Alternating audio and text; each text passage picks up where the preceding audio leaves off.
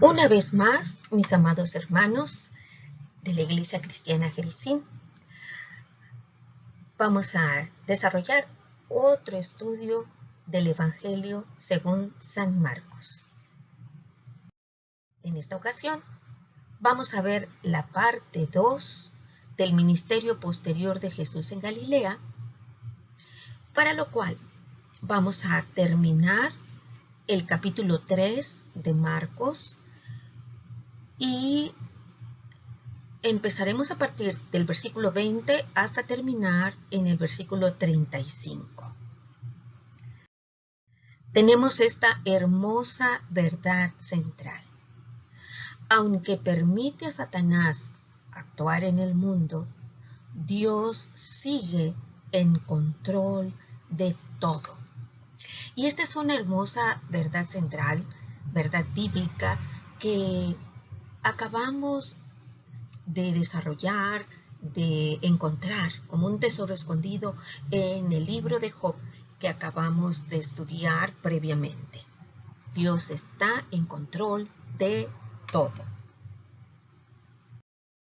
Tenemos esta introducción en esta lección que dice así.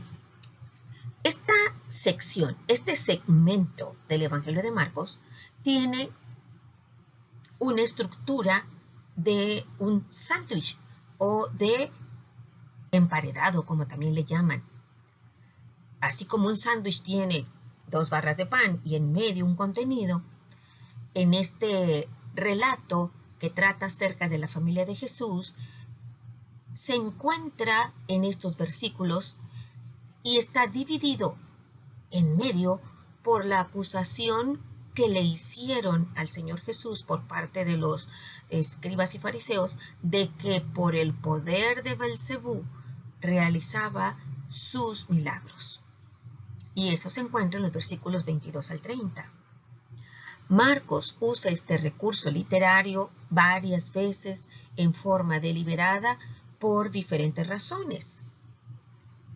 En el caso que nos ocupa, Marcos hace resaltar el paralelismo entre las acusaciones hechas contra Jesús, pero a la vez hace distinción entre la oposición en general a Jesús y la distorsión de la obra del Espíritu Santo a través de él. Así entonces, vamos a tener el punto número 1, la acusación de estar poseído por Belcebú. La acusación de estar poseído por Belcebú. Los versículos 20 al 30 están divididos, dosificados así. Primero daremos lectura los versículos 20 al 21, en donde podemos nosotros leer y conocer la preocupación que tiene la familia de Jesús por él.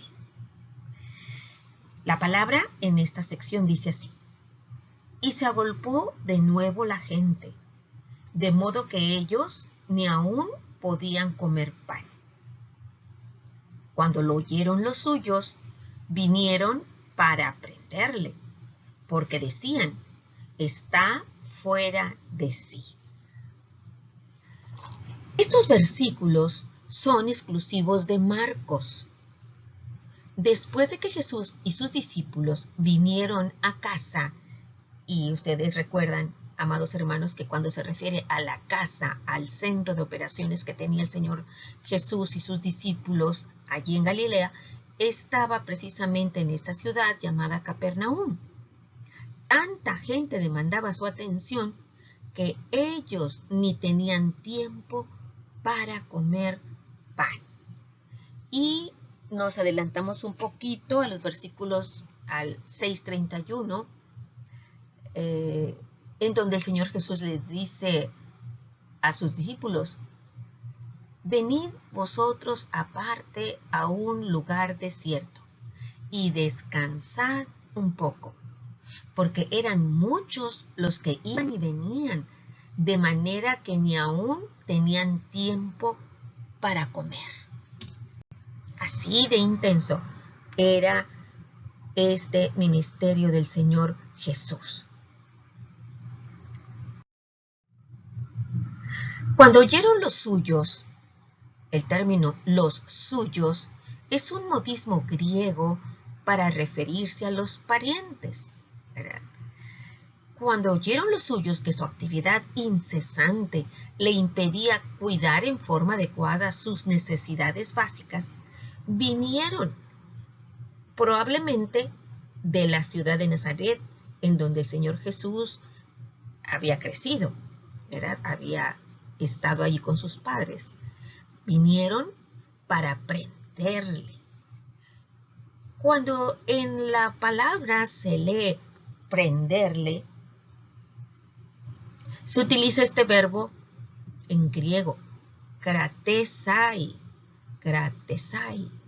término usado para hacer un arresto prácticamente, ¿sí? Porque las personas decían, está, si es, completamos la frase, fuera de sí, como si fuera un fanático religioso mentalmente desequilibrado. Ahora pasamos a la sección más amplia de este punto número 1, en donde esta podría ser una especie de crítica general por parte de la gente o por parte de su familia del Señor Jesús, y ahora viene esta oposición directa y frontal. Leeremos los versículos del 22 al 27 que dice así: Pero los escribas que habían venido de Jerusalén decían que tenía a Beelzebú y que por el príncipe de los demonios echaba fuera los demonios. Y habiéndolos llamado, les decía en parábolas: ¿Cómo puede Satanás echar fuera a Satanás? Si un reino está dividido contra sí mismo, tal reino no puede permanecer. Y si una casa está dividida contra sí misma, tal casa, entiéndase, familia, no puede permanecer. Y si Satanás se levanta contra sí mismo y se divide, no puede permanecer, sino que ha llegado su fin. Ninguno puede entrar en la casa de un hombre fuerte y saquear sus bienes si antes no le ata, y entonces podrá saquear su casa. Aquí tenemos entonces el argumento que presenta el Señor Jesucristo ante estos ataques por parte de los escribas que habían venido de Jerusalén. Mientras tanto, mientras estaba esta, diríamos, crítica en general de que pensaban que el Señor Jesús estaba fuera de sí, una delegación de escribas había venido de Jerusalén para investigar a Jesús. De forma repetida decían dos cosas. Inciso A, que tenía a Beelzebú, es decir, que estaba poseído por los demonios. Y B, que echaba fuera los demonios por medio de una alianza de poder con Satanás, el príncipe, es decir, el gobernante de los demonios.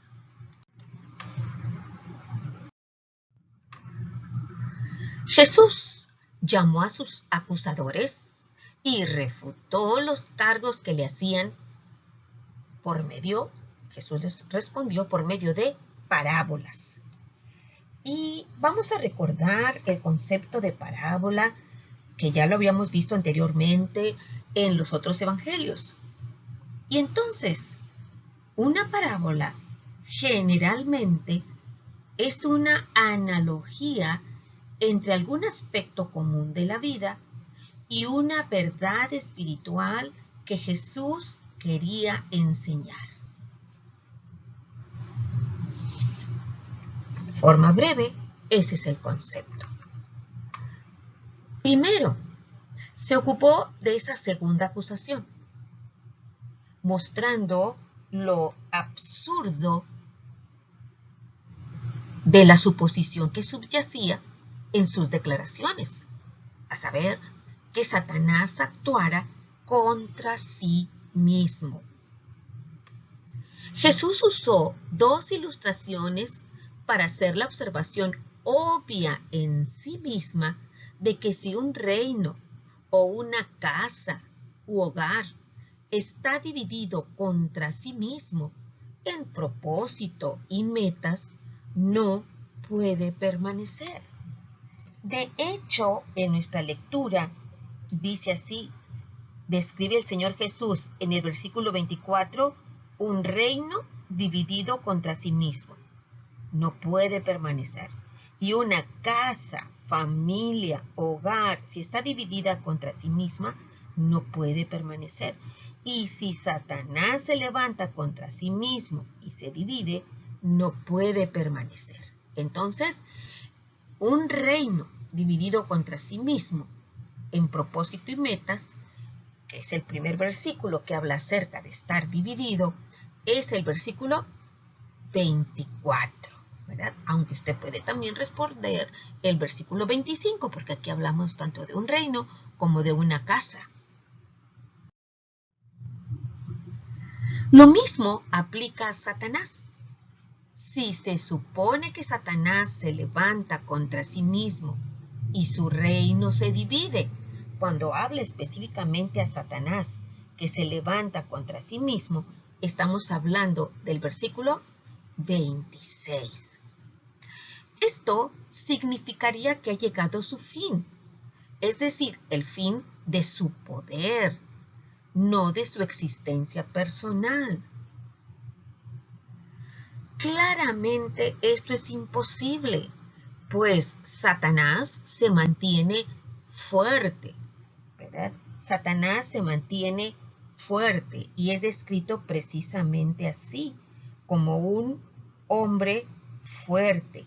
Y eso lo vemos en el versículo 27. ¿Okay? Y tenemos este versículo complementario.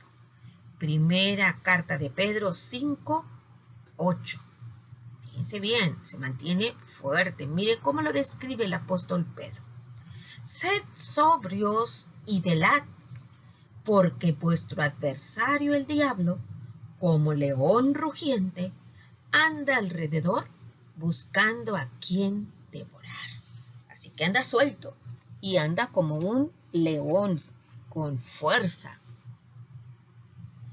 Así que era falsa la acusación de que la expulsión de los demonios que hacía Jesús se debían al poder de Satanás.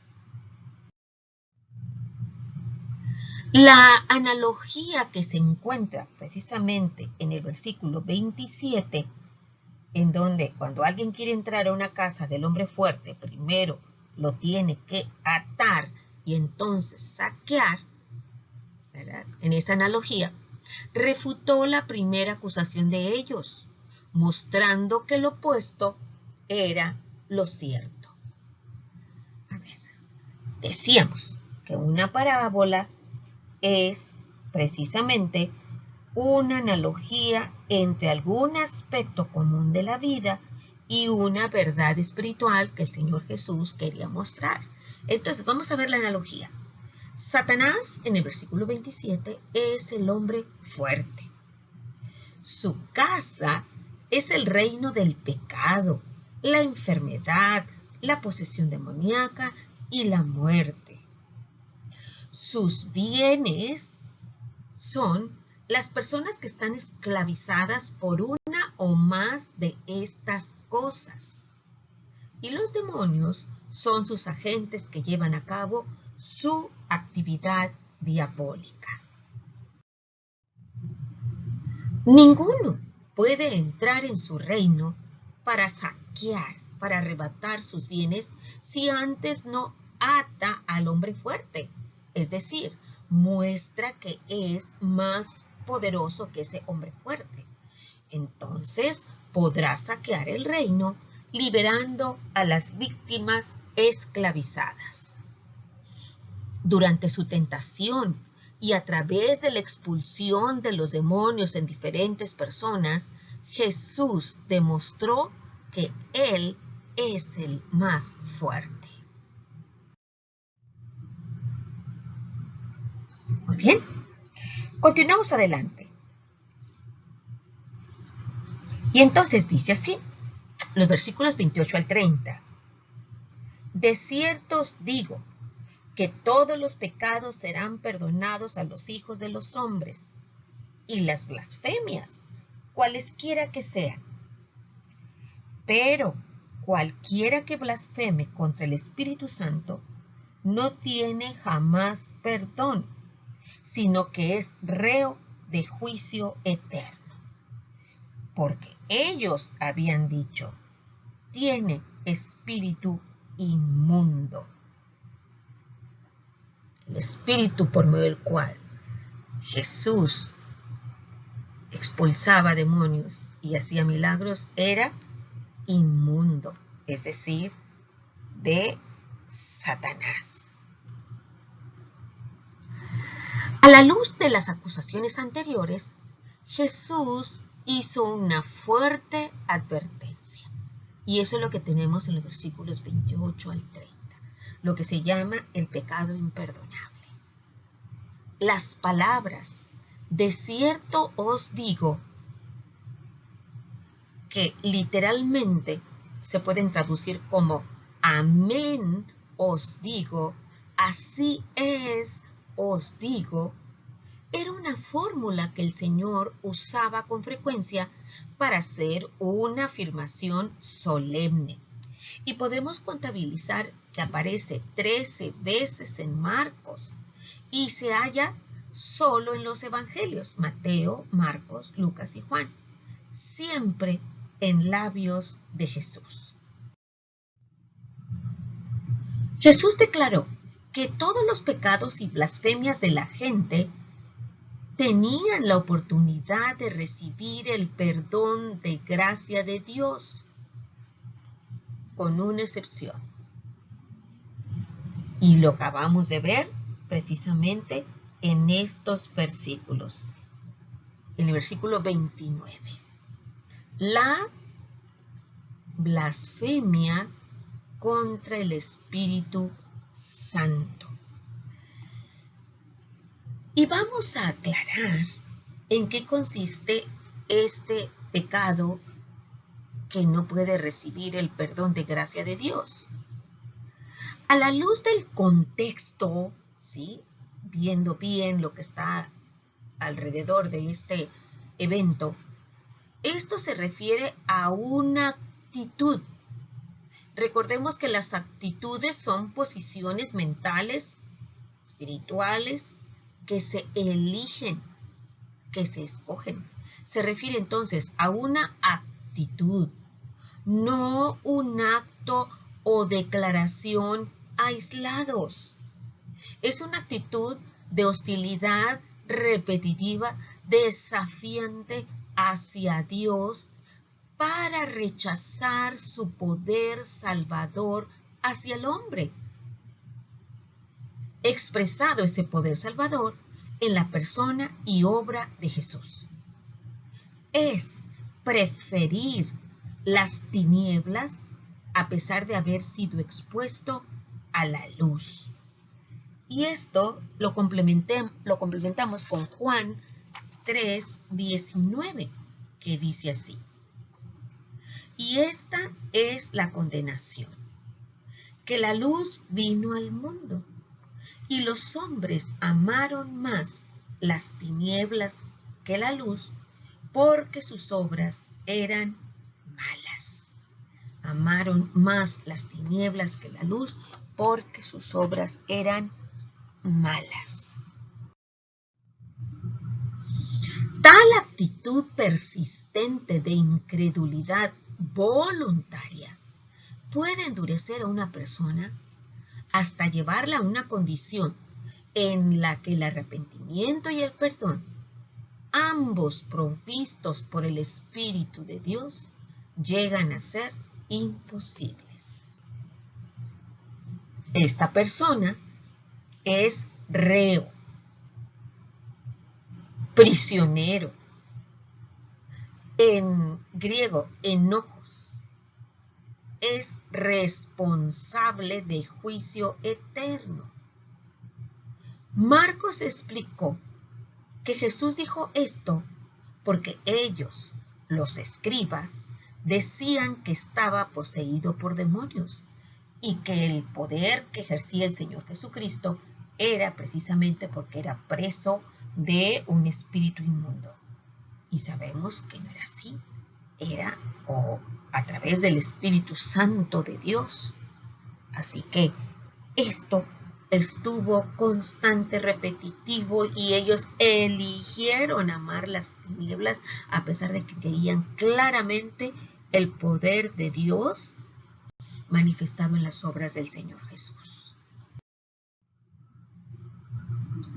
Jesús realmente no dijo que los escribas habían cometido ese pecado imperdonable, aunque estaban peligrosamente cerca de ello, al atribuir la expulsión de demonios que hacía Jesús al poder satánico, cuando realmente eran hechos por el Espíritu Santo.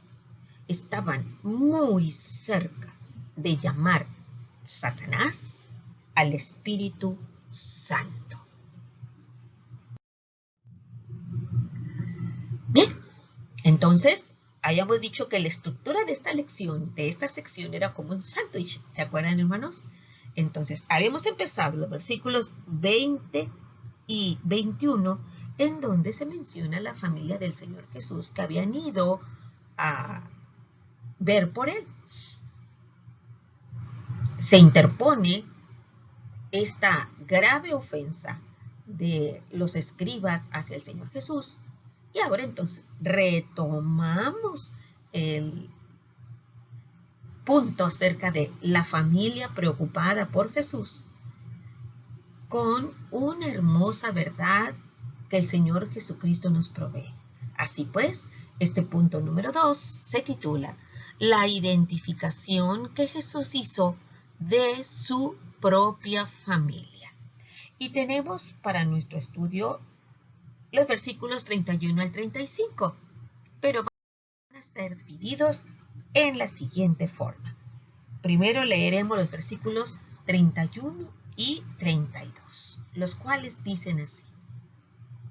Vienen después sus hermanos y su madre, y quedándose afuera, enviaron a llamarle. Y la gente que estaba sentada alrededor de él le dijo, tu madre y tus hermanos están afuera y te buscan. La llegada de la madre de Jesús y de sus hermanos retoma la narración que quedó suspendida en el versículo 21.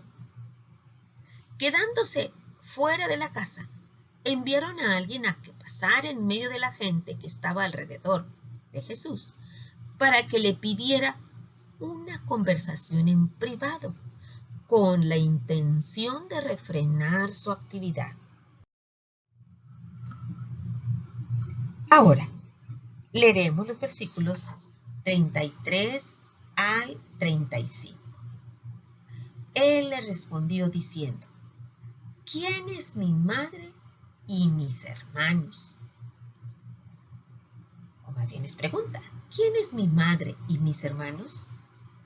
Y mirando a los que estaban sentados alrededor de él, dijo, he aquí mi madre y mis hermanos, porque todo aquel que hace la voluntad de Dios, ese es mi hermano y mi hermana y mi madre. Todo aquel que hace la voluntad de Dios es mi familia. La pregunta retórica, recuérdese que esta pregunta retórica es una pregunta que hace reflexionar y de la cual no se espera una respuesta.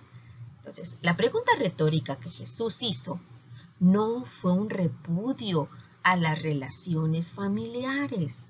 Que esto quede claro porque no bien entendido en el contexto, puede ser que alguno diga, no, aquí está el Señor Jesús diciendo que todo lazo consanguíneo se va a romper o se debe romper y que entonces va a poner, vamos a ver en su lugar a la familia de la fe.